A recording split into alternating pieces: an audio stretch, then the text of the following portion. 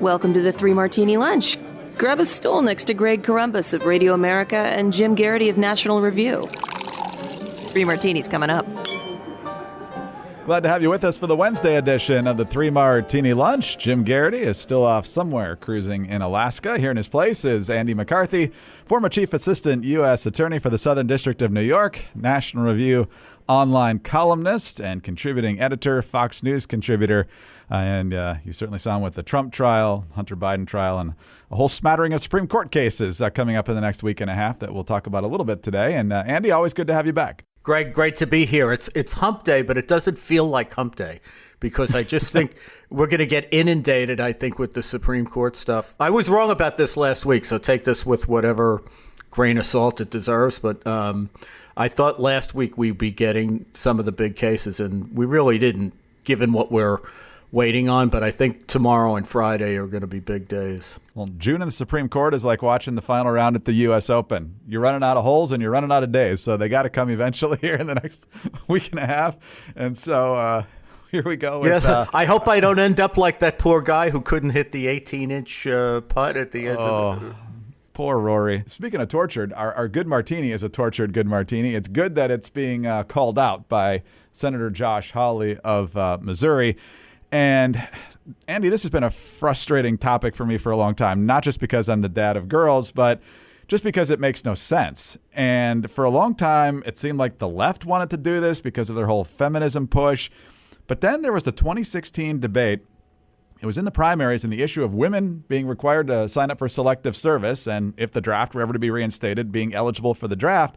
And I was shocked how many candidates on that stage were for it. Marco Rubio was for it. Chris Christie was for it. I think Jeb Bush was for it. It was just amazing how many people actually wanted to do it. And so each year they get closer and closer to getting it in the NDAA, the Defense Authorization Act. And now they're really close. It's passed the Republican-controlled House, for heaven's sake.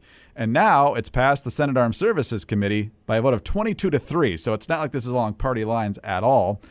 Josh Hawley of Missouri, the Republican senator, thinks this is horrible. He was on Laura Ingram's show on Fox News the other night and explained why after Ingram set the table for him. You've got the Democrats who want to turn the entire military into a giant trans experiment.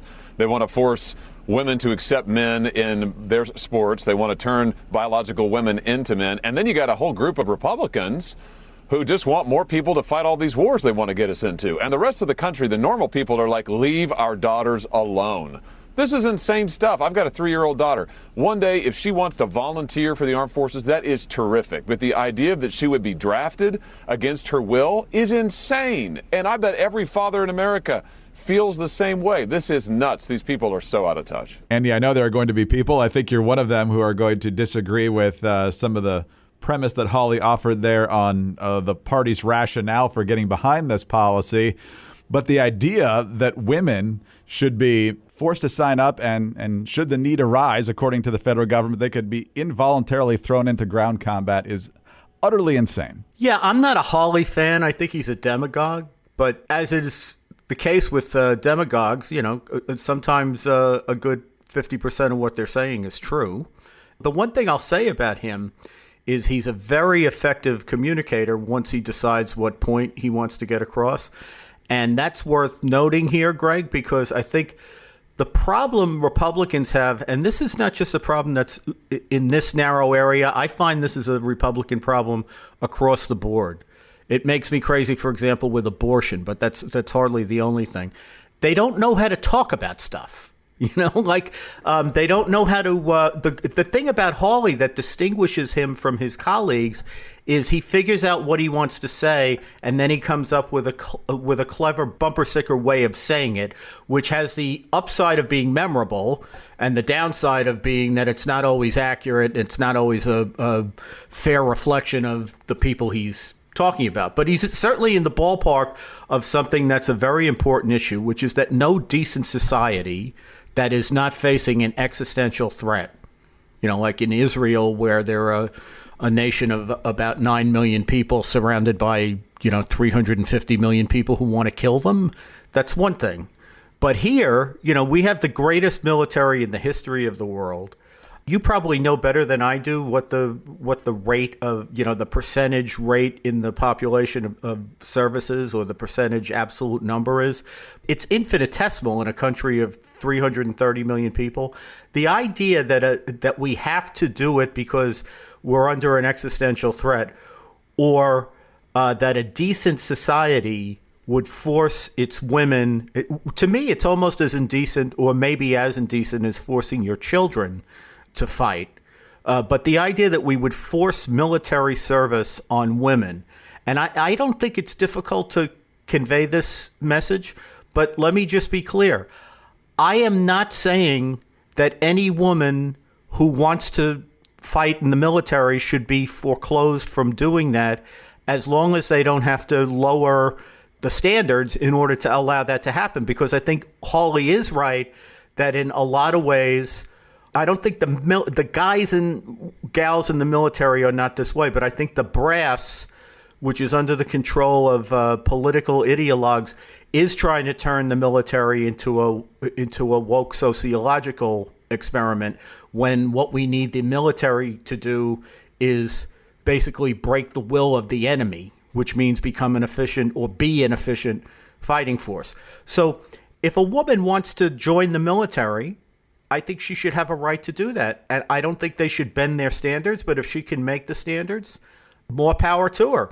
And we now have, because the military is so automated, and because there's so much AI and robotics and everything else and remote fighting, I bet there's a lot of jobs in the military that women can do as well or better than the average guy. So I'm not trying to foreclose opportunity from people who want them, but a decent society doesn't make its women fight. And if you want to see the wages of that, just look at what's happening in Israel now and how they're being torn apart by virtue of the hostage crisis that they're in, and the fact that they are so obsessive about getting the hostages back for religious reasons, as well as political, emotional, and strategic reasons. But they're so fatutzed about how we have to get the hostages back that they're doing things that are strategically counterproductive in the war of Gaza in order to secure that outcome. And that's because it's just a fact. The thought that women in Israel have been taken hostage because they were in the position of trying to fight for their country, and they've been taken hostage, and the abuse that they've gone through, which a lot of people on the progressive left won't even acknowledge is a thing. Do we want that? Does any society want that? No decent society should want that. The idea here that just baffles me is that I think Republicans have been shoved into this because they think that not being in favor of this, at least the ones who are in favor of it, is that you're somehow anti-woman for not wanting women to sign up for selective service, that somehow you're standing in the way of equality. It's your anti-equality and anti-woman.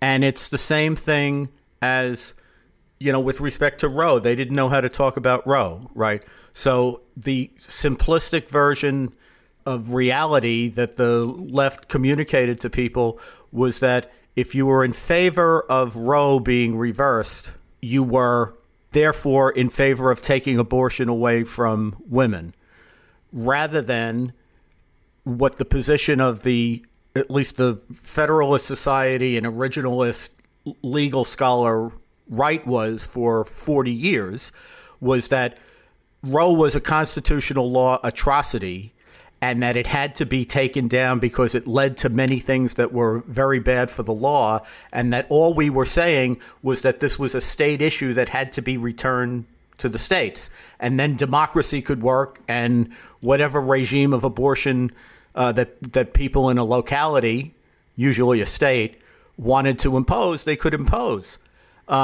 I don't think it's that hard to explain that, but Republicans would rather hide under their desks than try to have a conversation with somebody about this. And I think what you've just said is exactly right. This issue is similar in that they don't feel like they can explain themselves. They don't feel like they can say, we don't want our daughters drafted into the military. That doesn't mean that any woman who wants to be in the military should be blocked from that. I don't know why that's a hard message to get across, but they are scared to death of it.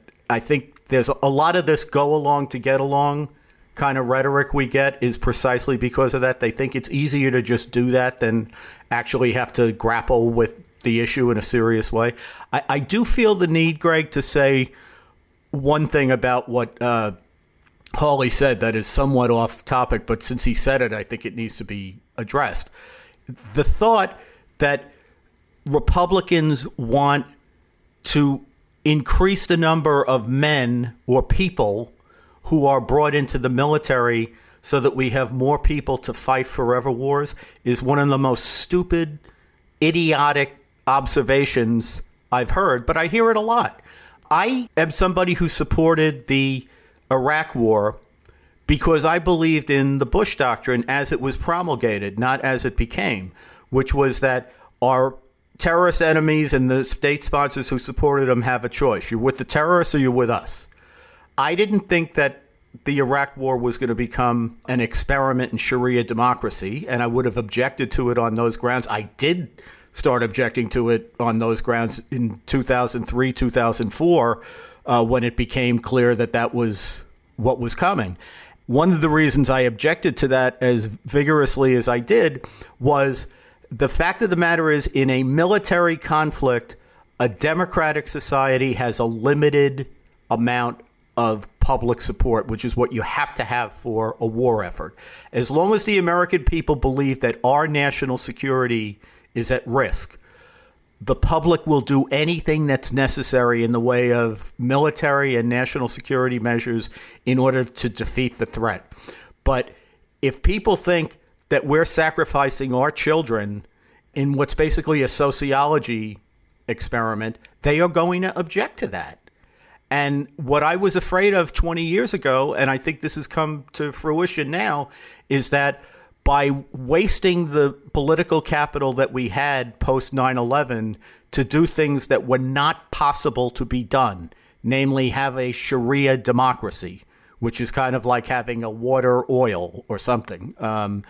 But what I worried about back then, and said this about 1 million times, is if you waste your political capital on stuff that can't be done and that doesn't advance your national security, there's going to come a time when our national security requires us to take belligerent measures in order to protect the country, and we're not going to do it because you can only go to that well so much. And I think we're there. Well, and one of the other reasons that defenders of this potential new policy will throw at you is that, well, there's not a draft and we're never going to have the draft back. That's a big gamble. We might not have it back anytime soon, but you can't say that for sure. And to say that and to use that as a rationale is not smart either. Yeah, I would just say one last thing about that, Greg. I know we're going longer on this than we should, but I was at the Pentagon in 2001. I did some consulting work for Paul Wolfowitz. Actually, I was there later than 2001. But one of the things that was on my plate was the aftermath of all that. And the thing I want to say is, in 2001, 1 week before 9/11, the Pentagon did its quadrennial review, which is a forward-looking thing of what kind of a military do we need. And 1 week before 9/11, we were looking for a shrink-down, small footprint, fast, lightning quick strike military. And then the next week, the world changed. And suddenly what you needed was a heavy footprint military that if they were going to do all the things that these guys wanted to do, you needed to have a military that could do police functions, which means you have to have tens of thousands of more troops than they imagine. So what you just said is exactly right. We can't predict what's going to happen a week from now. And the idea that people say, well, look, we can have this, we can just have them do this gesture of selective service because we're never going to re-implement the draft.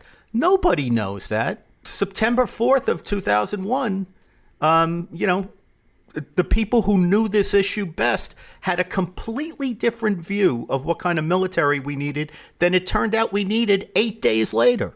Just ignoring reality and playing politics on both sides of the aisle here. Despicable. And that was the good martini, right? that was a good martini.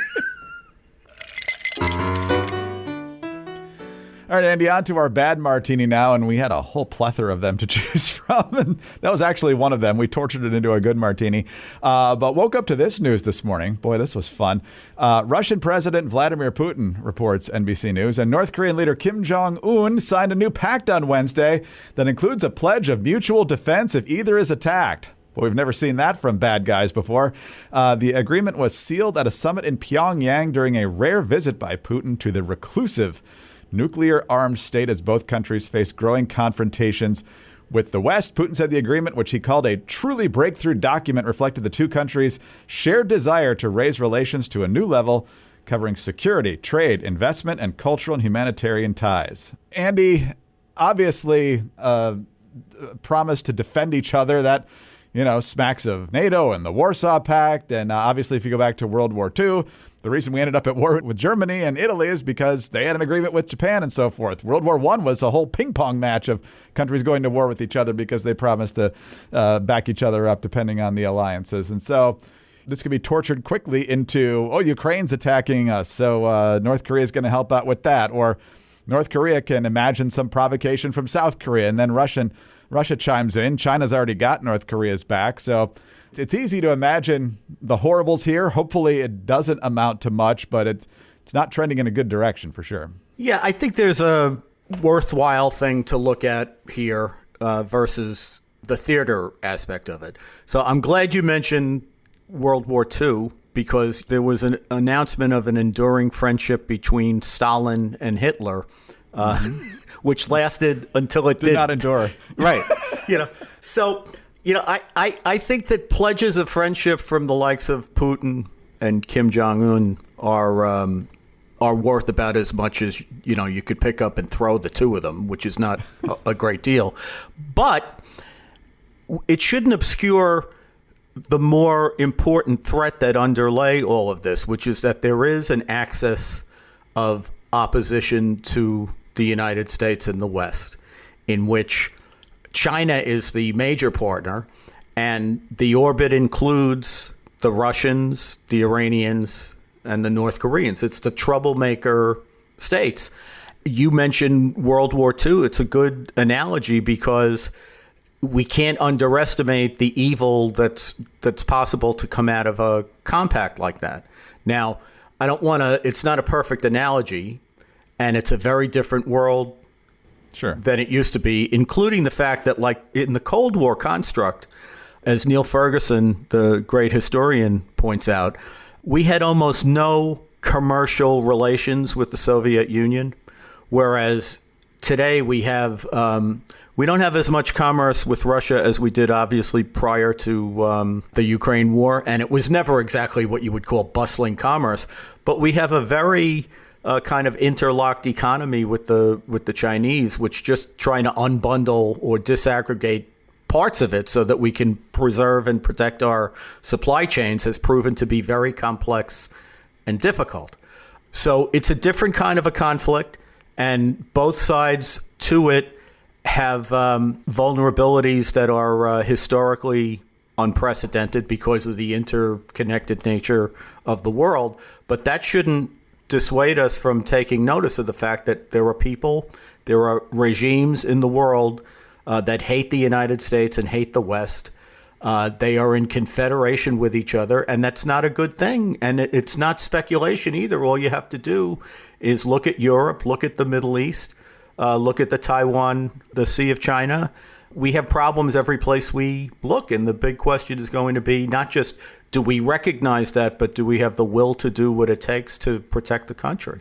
No, that's exactly right, and hopefully it doesn't amount to anything significant military-wise, but it's certainly going to embolden, I think, North Korea to some extent, knowing they've got additional backup, because my experience as a little brother, Andy, is that if your big brother is there, you have a little more moxie. You're willing to go out on the limb a little bit further than if it's just you and the other kid down the street who's a few years older than you. But I don't know if that's a perfect analogy for the world stage, but it seems like it would give him a longer leash, and that's not good. Well, I was the big brother, so I was more inclined to say, why don't you go hang out down the street and let me know how that works out for you?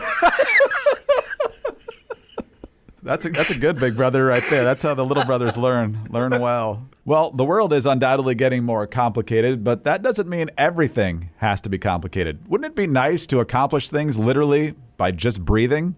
Well, you can. You can check on your metabolism and make adjustments simply by breathing into Lumen. It's the world's first handheld metabolic coach. And on the app, it lets you know if you're burning fat or carbs and then gives you tailored guidance to improve your nutrition, your workouts, your sleep, and even stress management.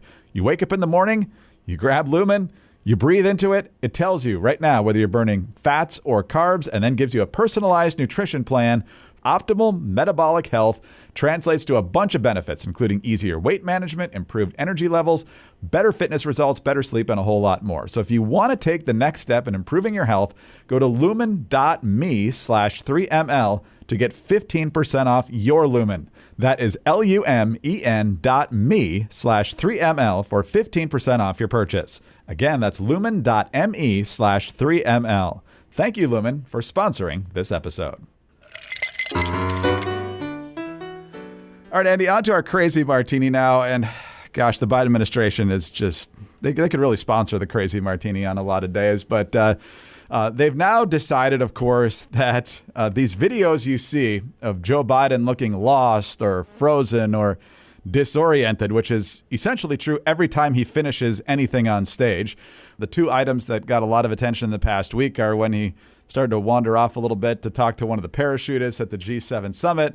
And then when he was leaving the stage at this glitzy Hollywood fundraiser and Barack Obama had to kind of grab him by the wrist and coax him off stage. And of course, now the Biden allies are saying, you're making this up, that there was no freeze, there was no cognitive confusion or anything. Here's Karine Jean-Pierre at the podium explaining that we did not see what we saw. There were two instances in recent days where leaders, former President Obama and George Maloney of Italy, they physically put hands on the president to guide him and show him, give stage directions. Are they doing that on their own, or has anybody asked them to run the show like that? First of all, let me spoke to the most recent, right? And as we saw on Saturday, President Obama's office put out a statement. So I would refer you to that statement about what was being accused in those by others. And he said this did not happen in the sense of what people were saying they were seeing, right? Or what was being falsely reported that they were seeing. Let's not forget, President Obama, President Biden have a relationship. They are friends. They're like family to each other. And I think that's what you saw. You saw the president put his hand on the back of President Biden, and they walked off the stage after taking questions or at an event taking questions from Jimmy Kimmel. That is what you saw. Andy, what do you make of this effort to not just change the subject or start talking about Trump or something, but instead they're literally going out there and saying, oh, that stuff you saw over and over again? Yeah, you really didn't see that. It's page one of the progressive playbook. I mean, it's what the left does. The big lie is always a big part of it. I mean, just think last week, Greg, we were talking about, does it really make sense for like Andrew Weissman and people like him to get up in front of their audiences and say, boy, this instance of Hunter Biden being prosecuted by his father's own Justice Department really shows why President Biden is the embodiment of the rule of law, the very embodiment of. And anybody who is like remotely familiar with the timeline and the storyline of what happened there knows that the Obama Biden, there's a slip, not much of one. The Biden Justice Department moved heaven and earth to the extent they could to try to protect Hunter and not prosecute him, and ended up taking 6 years to prosecute something that was such a slam dunk. The jury was out for less than 3 hours. But the thing is, they've been successful in revising history so that it accords with their policy preferences by just coming out and saying stuff that's not true, but saying it again and again and again, and having a friendly media that gets on board and echoes their storylines. So it doesn't surprise me at all if they're playing the, who you're going to believe, your honey or your lion eyes, because that's what they do. And the only thing we could push back with is look at the video. Look, I would be willing to cut President Biden some slack. I thought, like, for example, that when Meloni in Italy grabbed him and brought him back into the fold, I thought that when he wandered off in the direction of some of the paratroopers and gave at least one of them a thumbs up, to the point where you would say if that was a runoff, it looked a little weird, but you could understand what he was doing. But it's not a one-off. You know, people do have common sense. I don't think that this effort, as energetic as it is, to keep saying something that's not true again and again and again, is going to catch on when every time the public sees its president, what we're seeing is a guy who is just senescent and not up to the job. A week from tomorrow is the first debate, amazingly enough, June 27th, Trump and Biden. The Republicans are putting themselves in the same bad position that they always do when it comes to Joe Biden's debate. They keep setting the expectations bar so low.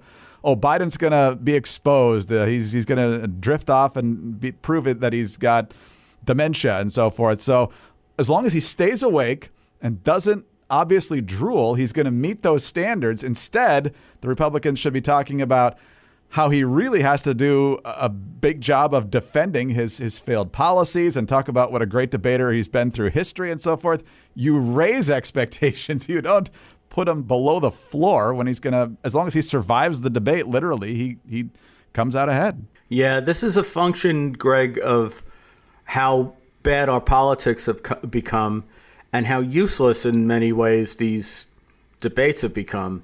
I happened one day to be looking through YouTube for something else, and I stumbled across the Nixon-Kennedy debate from 1960. And if you watch the course of that debate by two very smart guys who actually obviously had respect for each other and were trying to narrow the areas of their dispute to sort of sharpen them and have a conversation about the things that were then important to the nation, and you compare how that went to what our current debates are like, which are just like clown shows, it just tells you how much devolution there's been here. And you're quite right. What we should be talking about right now is Biden's policies. And instead, you know, the big parlor game is, can he get through 90 minutes? And if that's going to be the standard, you know, I think chances are pretty good, just like with the State of the Union address, he'll get through it. Now, it doesn't mean that it'll be perfect, but, you know, he doesn't have a high bar because even in his prime, he was an imbecile. So now what we have is just like he's an old imbecile. So people are going to be kind of understanding of that. And the question is going to be, is he so debilitated that even Trump starts to look like an attractive alternative to people who previously were like in the never Trump category?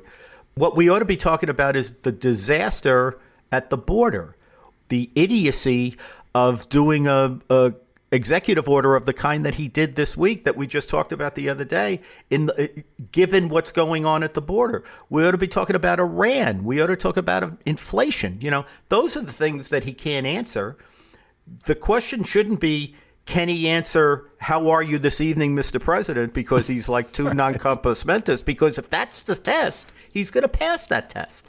No, that's absolutely right. So people don't learn, but you're right. He has always been a dim bulb, but he used to be a glib dim bulb, and he's not that glib anymore. So speaking of Biden. But Andy, the next couple of days, I know you're going to be closely following the decisions that come down from the Supreme Court. They still got a bunch of verdicts to render, and we only got about a week and a half left in June here. So what do you expect here in the next couple of days? Well, I think what everybody's obviously looking at, Greg, is the two cases that will most affect the election, which are the Trump immunity case and the obstruction case. The immunity case because it goes to whether he can be prosecuted federally, and the obstruction case because it goes to what kind of case will it be, since the two most important charges in the January 6th case, the election interference case, are the obstruction charges. So Trump's not a direct party in the obstruction case. It involves a bunch of January 6th defendants,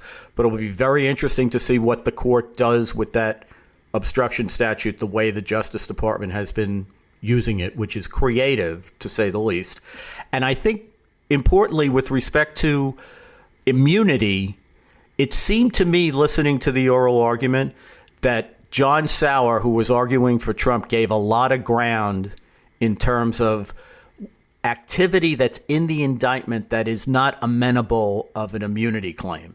And I think if what we're going to end up with, for all the people who were saying there's no way that case gets to trial before Election Day, if Jack Smith, after we get whatever we're going to get from the Supreme Court, if he goes back to Judge Chutkan in Washington and says, I don't want to litigate immunity anymore, let's just go to trial on the stuff that they say is not immunized, I think he could get to trial by September.